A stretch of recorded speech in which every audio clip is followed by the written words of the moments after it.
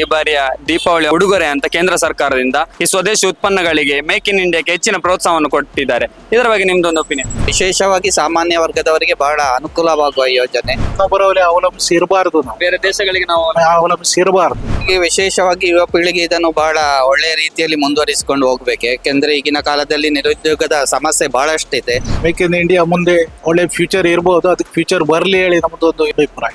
ಖಂಡಿತವಾಗಿ ಮುಂದಿನ ಒಂದು 10-20 ವರ್ಷಗಳಲ್ಲಿ ನಮ್ಮ ಭಾರತ ಖಂಡಿತವಾಗಿ ಮುಂದುವರೆದ ರಾಷ್ಟ್ರಗಳೇ ಪ್ರಥಮ ಸ್ಥಾನದಲ್ಲಿ ಬರ್ತದೆ ಎಂದು ನನ್ನ ಅನಿಸಿಕೆ. ಕೇಂದ್ರ ಸರ್ಕಾರ ಈಗ ಮೋದಿ ಅವರ ಗವರ್ಮೆಂಟ್ ಇದ್ದರಿಂದ ಬಿಜೆಪಿ ಇದ್ದರಿಂದ ಎಲ್ಲ ಮುಂದೆ ಬರ್ತದೆ, ಒಂದೊಂದು ಎಲ್ಲ ಆಗ್ತಾ ಇದೆ. ಹೀಗೆ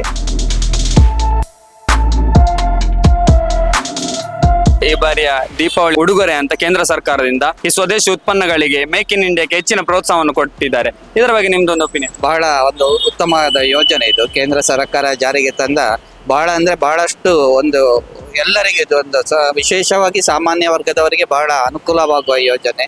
ಈ ಯೋಜನೆಯಿಂದ ಅದೆಷ್ಟು ನಮ್ಮ ನಿರುದ್ಯೋಗಿಗಳಿಗೆ ಸಹ ಒಂದು ಉತ್ತಮವಾದ ಭವಿಷ್ಯವನ್ನು ರೂಪಿಸುವ ನಿಟ್ಟಿನಲ್ಲಿ ನಮ್ಮ ಪ್ರಧಾನಮಂತ್ರಿಗಳ ಇದರಿಂದ ಜಾರಿಗೆ ತಂದಿರುವ ಯೋಜನೆ ಮೇಕ್ ಇನ್ ಇಂಡಿಯಾ ಬಹಳ ಒಂದು ಆದರ್ಶಪ್ರಾಯವಾಗಿರುವ ಹಾಗೆ ಉತ್ತಮವಾದ ಯೋಜನೆ ಎಂದು ನನ್ನ ಒಂದು ಅನಿಸಿಕೆ. ವಿಶೇಷವಾಗಿ ಯುವ ಪೀಳಿಗೆ ಇದನ್ನು ಬಹಳ ಒಳ್ಳೆಯ ರೀತಿಯಲ್ಲಿ ಮುಂದುವರಿಸಿಕೊಂಡು ಹೋಗ್ಬೇಕು. ಯಾಕೆಂದ್ರೆ ಈಗಿನ ಕಾಲದಲ್ಲಿ ನಿರುದ್ಯೋಗದ ಸಮಸ್ಯೆ ಬಹಳಷ್ಟಿದೆ.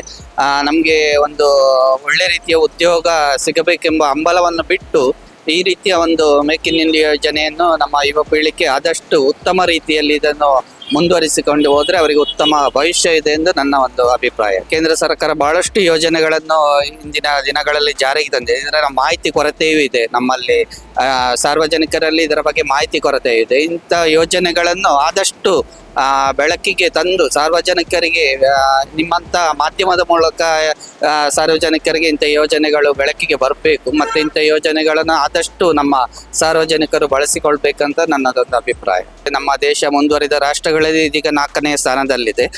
ಈ ನಿಟ್ಟಿನಲ್ಲಿ ಇಂಥ ಒಂದು ಯೋಜನೆಗಳನ್ನು ಆದಷ್ಟು ನಮ್ಮ ಯುವ ಪೀಳಿಗೆ ಮುಂದಿನ ದಿನಗಳಲ್ಲಿ ಮತ್ತಷ್ಟು ಬಳಸಿಕೊಂಡು ಖಂಡಿತವಾಗಿ ಮುಂದಿನ ಒಂದು 10-20 ವರ್ಷಗಳಲ್ಲಿ ನಮ್ಮ ಭಾರತ ಖಂಡಿತವಾಗಿ ಮುಂದುವರೆದ ರಾಷ್ಟ್ರಗಳೇ ಪ್ರಥಮ ಸ್ಥಾನದಲ್ಲಿ ಬರ್ತದೆ ಎಂದು ನನ್ನ ಅನಿಸಿಕೆ. ಅಂದ್ರೆ ಇಂಡಿಯಾದಲ್ಲಿ ಮಾಡಿದ್ರೆ ನಮ್ದು ಸ್ವದೇಶಿ ವಸ್ತು ಅದು ನಾವೇ ಮಾಡಿಕೊಳ್ಬೇಕು. ನಮ್ಗೆ ಮಾಡೋದು ನಮ್ದು ಇಂಡಿಯಾದಲ್ಲಿ ಹೆಚ್ಚು ಅಂದ್ರೆ ವ್ಯವಹಾರ ಆಗ್ತದೆ. ಅಂದ್ರೆ ಸೇಲ್ಸ್ ಪರ್ಚೇಸ್ ಎಲ್ಲ ನಮ್ಮ ಹತ್ರನೇ ಆಗ್ತದೆ. ಹೆಚ್ಚಾಗಿ ನಮ್ದೇ ಯೂಸ್ ಮಾಡ್ಬೇಕು. ಯಾಕೆಂದ್ರೆ ಹೊರಗಿನಿಂದ ಮಾಡಿದ್ರೆ ನಮ್ದು ಇದು ಅವರಿಗೆ ಹೋಗ್ತದೆ.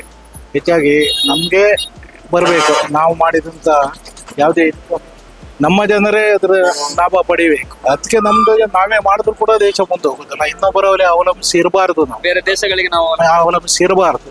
ಅದರಂತೆ ನಮ್ಮಂತೆ ನಾವು ಮಾಡಿಕೊಳ್ಬೇಕು. ಸಾಧ್ಯವಿದೆ. ಮೋದಿ ಅವರ ಇದರಲ್ಲಿ ಎಲ್ಲವೂ ಮುಂದೆ ಹೋಗ್ತದೆ ಹೇಳಿ ಒಂದು ದೃಢ ನಿಶ್ಚಯ, ಅದೇ ನಿರ್ಧಾರವಾಗಿ ಹೇಳ್ಬಹುದು. ಮೇಕ್ ಇನ್ ಇಂಡಿಯಾ ಮುಂದೆ ಒಳ್ಳೆ ಫ್ಯೂಚರ್ ಇರಬಹುದು, ಅದಕ್ಕೆ ಫ್ಯೂಚರ್ ಬರಲಿ ಹೇಳಿ ನಮ್ದೊಂದು ಇದು ಅದೇ ಅಭಿಪ್ರಾಯ. ಕೇಂದ್ರ ಸರ್ಕಾರ ಈಗ ಮೋದಿ ಅವರ ಗವರ್ಮೆಂಟ್ ಇದ್ದರಿಂದ ಬಿಜೆಪಿ ಇದ್ದರಿಂದ ಎಲ್ಲ ಮುಂದೆ ಬರ್ತದೆ, ಒಂದೊಂದು ಎಲ್ಲ ಆಗ್ತಾ ಇದೆ. ಹೀಗೆ ನಮ್ದು 10ನೇ ರ್ಯಾಂಕ್ನಿಂದ ಈಗ 5ನೇ ರ್ಯಾಂಕಿಗೆ ಬಂದದೆ ನಮ್ದು ಇಂಡಿಯಾ.